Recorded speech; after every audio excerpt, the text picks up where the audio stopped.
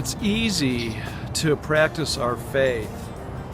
behind the walls of a sanctuary building or in the confines of a church.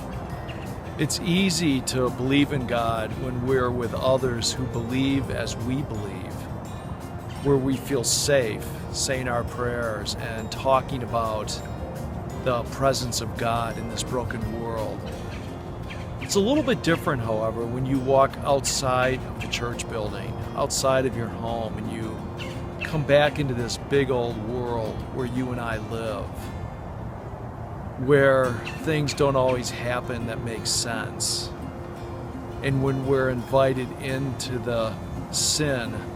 that breaks the hearts of the human spirit and divides us one from another.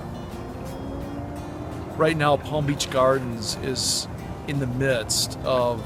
really international news as we try to understand the events leading to Corey Jones's death at the hands of one of our own police officers.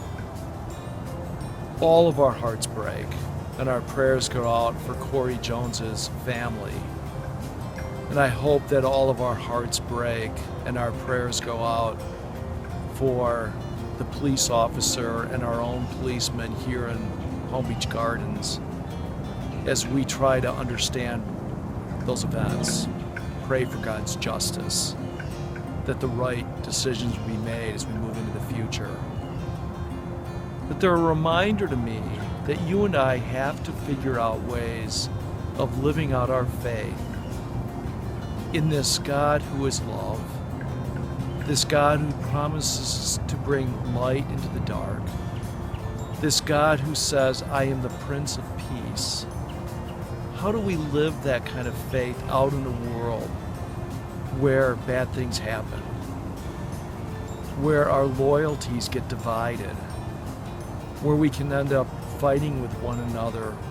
over those issues of justice? My prayer for you and for me is that we trust God to be present in the world, not just where it's safe and sound inside our cocoons, our sanctuaries, our churches, but where life is safe and sound out in the world,